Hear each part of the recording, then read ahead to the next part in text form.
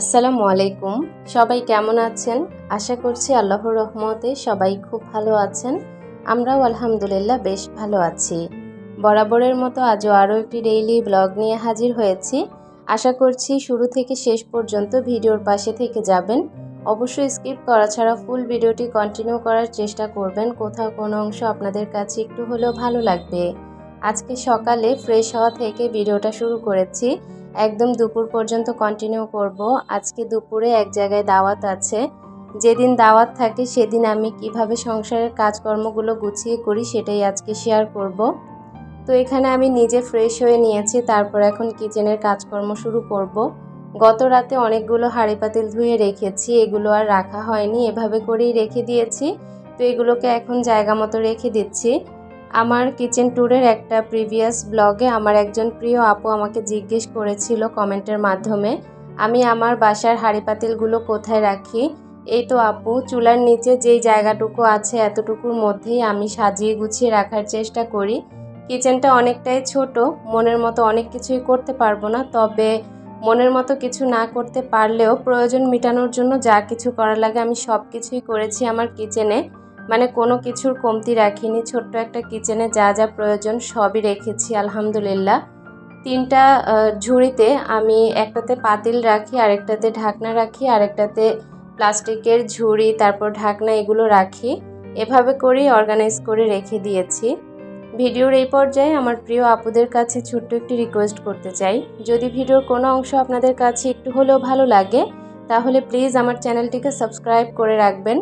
পাশে থাকা বেল বাটনের অল অপশনটি প্রেস করে দিবেন, এতে করে যখনই ভিডিও আপলোড করব সবার আগে আপনাদের কাছে নোটিফিকেশন পৌঁছে যাবে।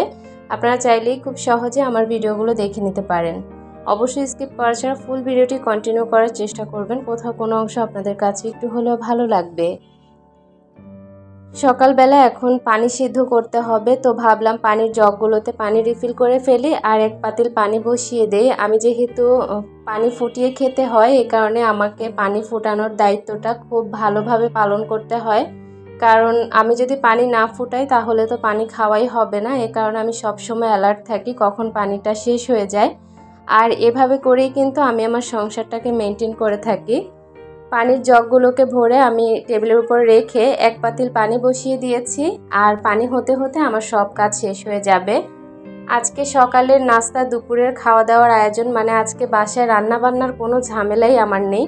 এইমাত্রই আমি চুলাটা জ্বালিয়েছি শুধুমাত্র পানি গরম করার জন্য, আর সকালের নাস্তাও বানাইনি, সেই সাথে দুপুরের রান্না তো নাই, আজকে দুপুরে দাওয়াত আছে। সকালের নাস্তা আপনাদের ভাইয়াকে বলেছিলাম আমাদের বাসায় তো সবসময় রুটি বানানো থাকে, শুধুমাত্র ভেজে দিব আর ডিম পোস্ট করে দিব। তো আপনাদের ভাইয়া বলল আজকে নাকি তার বাহিরের পরোটা খেতে ইচ্ছে করছে, তো এই কারণে তারা বাপ বেটিরা মিলে বাহিরের পরোটা খেয়ে নিয়েছে। আর আজকে সকালবেলা আমি কিছুই খাবো না, কারণ আজকে দুপুরে যেহেতু বাহিরে যাব, মানে বান্ধবীর বাসায় দাওয়াত আছে, ভালো মন্দ তো খাবই, এ কারণে আজকে আর সকালে কিছুই খাবো না, সেই সাথে রাতেও কিছু খাবো না। শুধুমাত্র দুপুরে তারা যেটাই রান্না করুক সেটা দিয়েই কিছুটা পরিমাণ ভাত খাবো, এতটুকুই আজকের খাওয়া। এ কারণে আজকে সকালে শুধুমাত্র পানি খেয়ে আছি, মানে ক্ষুধা লাগলেই একটু পানি খেয়ে নিলেই হয়ে যায়। আজকে কোনো রকমের সকালের নাস্তা করিনি, শুধুমাত্র পানির উপরেই আছি। তারপর দুপুরে শুধু খাবো, আবার রাতে পানির উপরেই থাকবো, পরের দিন সকালে মানে কালকে সকালে আবারও নাস্তা খাবো।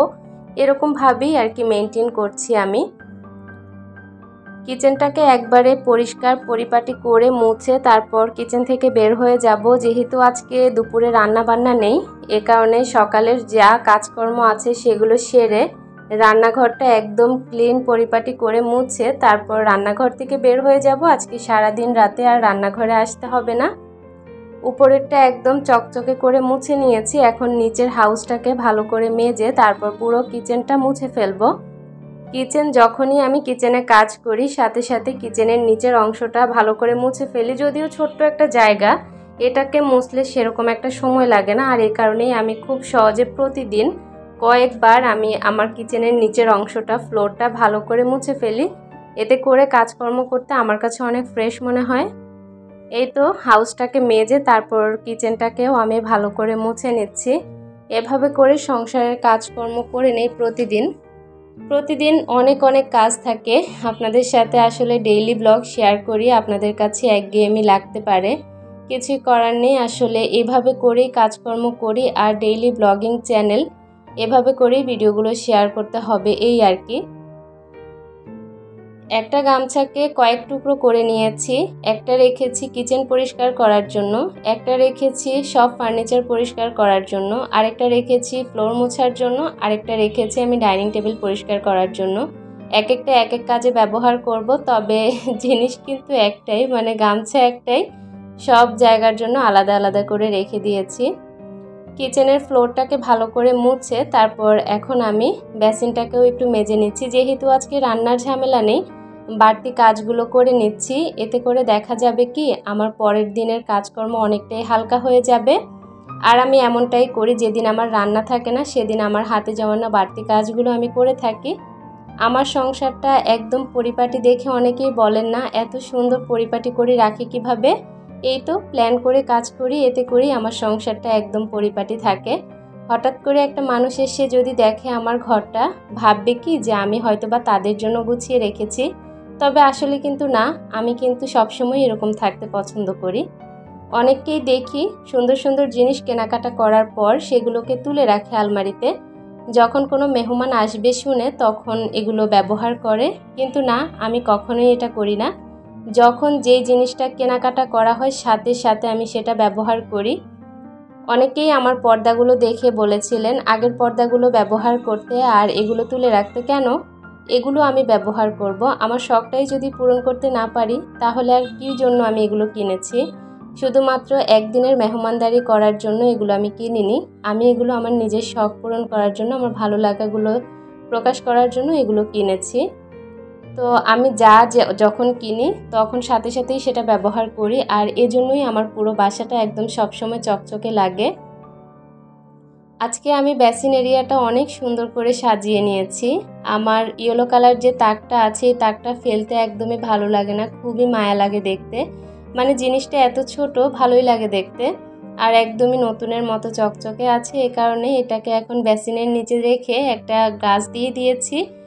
বেসিন এরিয়ার নিচে খুব সুন্দর করে আমি গাছ দিয়ে ডেকোরেশন করে নিয়েছি। আর এখন অনেকগুলো কাপড় সেদিন ধুয়েছি, আপনাদের হয়তোবা মনে আছে একটা প্রিভিয়াস ব্লগে আপনাদের সাথে শেয়ার করেছিলাম।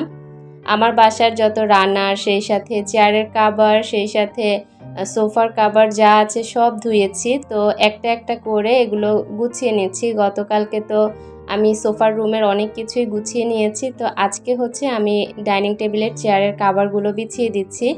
আসলে এগুলো এভাবে করে ব্যবহার করলে না, করতে করতে আর যখন খালি করা হয় তখন না খালি খালি লাগে, আর যখন এগুলো ব্যবহার করি চেয়ারের কাভারগুলো তখন না খুবই ভালো লাগে। আর যখন খালি খালি লাগে তখন মনে হয় কি যে কখন এগুলো শুকাবে কাভারগুলো আর কখন পরাবো। তো আজকে যেহেতু শুকিয়েছে ভাবলাম এগুলোকে অন্য জায়গায় না রেখে, অগোছালো না করে সুন্দর করে টেবিলে সাজিয়ে ফেলি, ভালো লাগবে।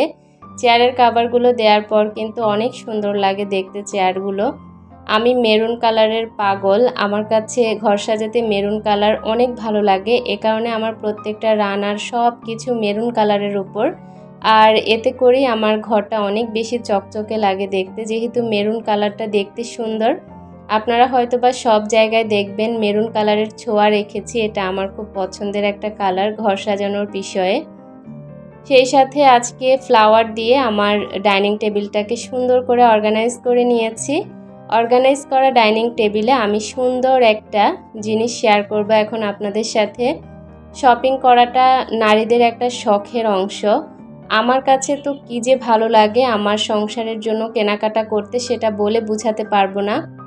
গত কয়েকদিন আগে আমি এরকম মাছের কিছু পিস এনেছি, আর 3টা সি গ্রিন কালারের পিস আনার পর আমি যখন আবারও শপটাতে গিয়েছি এই বড় সেটটা আমার চোখে পড়লো। এটা একদম বড় থেকে ছোট পর্যন্ত সব আছে, মানে 6টা হচ্ছে ছোট আর বড় হচ্ছে একটা।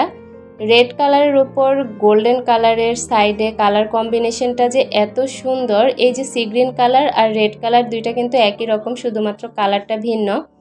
এই ট্রেটা দেখে না আমি আর লোভ সামলাতে পারিনি, কারণ সি গ্রিন কালারটাও আমি সেট খুঁজেছিলাম, সেটটা যেহেতু পাইনি তাই আমি খোলাই কিনেছি, তবে এটা সেট পাওয়ার পর আমার তো আর ভালো লাগছে না। মনে হচ্ছে যে কখন কিনে আনবো, তো সেদিন কিনে এনেছি আর এখন আপনাদের সাথে শেয়ার করলাম। কেমন হয়েছে অবশ্যই ছোট্ট একটি কমেন্ট করে জানাতে ভুলবেন না, জানতে পারলে আমার কাছে বেশ ভালো লাগবে। আরও অনেক শপিং করেছি, সেটা ইনশাআল্লাহ যদি পারি কালকের ভিডিওতে আপনাদের সাথে শেয়ার করব। ঘর সাজানোর জিনিস কেনা মানে নারীদের একটা অনেক ভালো লাগার একটা বিষয়। যেমন আমি আমার নিজের জন্য কখনোই কিছু কিনতে পছন্দ করি না, যা কিনে দেয় আপনাদের ভাইয়া কিনে দেয়। তবে আমি কিন্তু আমার সংসারের জন্য প্রতিনিয়ত কিছু না কিছু কিনে থাকি। এটা আমার সংসার, আমার শখের জায়গা, সেটার জন্য তো আমি কিনবই, তাই না? মেরুন কালারের এই সেটটা কেমন হয়েছে অবশ্যই ছোট্ট একটি কমেন্ট করে জানাবেন, জানতে পারলে আমার কাছে বেশ ভালো লাগবে। নতুন কেনা জিনিস আনবক্স করার পর আমি সব সময় ধুয়ে রাখি, আর ধুয়ে ডাইনিং টেবিলের উপর পানি ঝরতে রেখে দিয়েছি। আজকের বাহিরের ওয়েদারটা এত বেশি রোদ উজ্জ্বল, মানে খুব ভালো লাগছে। এর মধ্যেই আপনাদের ভাইয়া বাসায় এসে খুব তাড়া দিচ্ছিল আমি যেন ঝটপট রেডি হয়ে যাই, আর এর মধ্যেই কিন্তু 1:30 বেজে গিয়েছে। তো ঝটপট রেডি হয়ে বাচ্চাদেরকে নিয়ে বের হয়ে পড়েছি। আজকের দাওয়াত হচ্ছে আমার বান্ধবীর বাসায়। আমার বান্ধবী আপনাদের ভাইয়াকে ভাই ডেকেছে, আর আপনাদের ভাইয়া ওকে বোন ডেকেছে। এভাবে করেই আমাদের সম্পর্কটা আরও বেশি গাঢ় হয়েছে, খুব জোরালো সম্পর্ক আলহামদুলিল্লাহ। বান্ধবী অনেক থাকা লাগে না, একজন হলেই যথেষ্ট, মনের মতো পেতে হয়, এটাই আসলে ভাগ্যের বিষয়। আমার একটা সময় খুব আফসোস ছিল আমার একটা বান্ধবী নেই, বন্ধু নেই, মানে জীবনটা খুবই নিরামিষ লাগতো। তবে ওর সাথে সম্পর্কের পর থেকে আমার ওই আফসোসটা আর নেই। যাই হোক, ওদের বাসায় আসার পর দুপুরের লাঞ্চ করেছি, করার পর এখন সবাই মিলে গল্পে গুজবে লেগে পড়েছি। আর এই তো বাচ্চাদের কি আনন্দ, তাই না? আমারও 2 মেয়ে, আমার বান্ধবীরও 2 মেয়ে। আমার ছোট মেয়ের নাম মিরহা আর ওর বড় মেয়ের নাম মিনহা। দুজনের নামে খুব মিল, তাই না? সেই সাথে আমাদের মিলের বন্ধুত্বের সম্পর্কটা তো অনেক বেশি সুন্দর, সবাই দোয়া করবেন। তো এদিকে বাচ্চাদের নাচ দেখছিলাম সবাই মিলে, আমরা কিন্তু ক্যামেরার পেছনে সবাই আছি। খাওয়া দাওয়ার পর সবাই রেস্ট করছিলাম, তো ওদের সবাইকে একসাথে দেখে যে কি ভালো লাগছিল। ছোট মানুষ যখন সবাই একসাথে হয় তখন খুব আনন্দ করে। আমার বাবুদেরকে আমি বাসা থেকে সেরকম একটা বের করি না, তো যখনই বের করি শুধুমাত্র ওর নানুর বাসায় আর হচ্ছে এই বাসায়, বান্ধবীর বাসায়, এতটুকু পর্যন্তই। আর যদি কোথাও আমরা যাই তখন যাই, এছাড়া কিন্তু আমি রাস্তায় ঘোরাঘুরি বা এদিক সেদিক যাওয়া এগুলো একদম পছন্দ করি না, বাসাতেই রাখি। আর যখন বের হই তখন আমাদের সাথেই থাকে। তো আপনাদের ভাইয়া খাওয়ার পর লেবু খাচ্ছিল, তার নাকি খাওয়া বেশি হয়ে গিয়েছে। বোনের বাসায় একটু তো খাওয়া বেশি হবেই, তাই না? বাচ্চাদের নাচ দেখতে দেখতে কিন্তু অনেকটা সময় হয়ে গিয়েছে। তো আমরা দুপুরে খাওয়া দাওয়ার পর রেস্ট করে বিকেলে একটু হালকা পাতলা নাস্তা করে কিন্তু চলে গিয়েছি বাসায়। আর বাসায় আসার পরই এখন মূলত আপনাদের সাথে ভয়েস ওভার করে ভিডিওটা আপলোড করব। জানি না আমার আজকের ভিডিও আপনাদের কাছে কেমন লেগেছে, অবশ্যই ভালোবাসা নিয়ে দেখে যাবেন, আপনাদের কাছে হয়তো বা ভালো লাগবে। যদি কোনো ভুল ত্রুটি হয়ে থাকে অবশ্যই কমেন্ট করে জানাবেন, জানতে পারলে বেশ ভালো লাগবে। আর এখানে বাবুদের নাচ দেখতে দেখতে আজকের মতো এখানেই বিদায় নিচ্ছি। সবাই ভালো থাকবেন, সুস্থ থাকবেন, নিরাপদে থাকার চেষ্টা করবেন পরিবার পরিজন নিয়ে। আমি এখানে বসে বসে কোক খাচ্ছি, আমারও মনে হচ্ছে যে একটু আমার খাবারটা বেশি হয়ে গিয়েছে। তো একদিন খেয়ে আবার 1 মাস ডায়েট করা শুরু করব, এরকমভাবেই চলতে হচ্ছে আর কি। মাঝে মধ্যে কিন্তু এগুলো মিস করা যাবে না, খাওয়া দাওয়া। তো সবাই একসাথে নাচানাচি করছিল, আর আমার ছোট মেয়ের নাচটা নাকি মাশাআল্লাহ খুব সুন্দর হচ্ছে। আজকের মতো বিদায়, সবাই ভালো থাকবেন, আল্লাহ হাফেজ।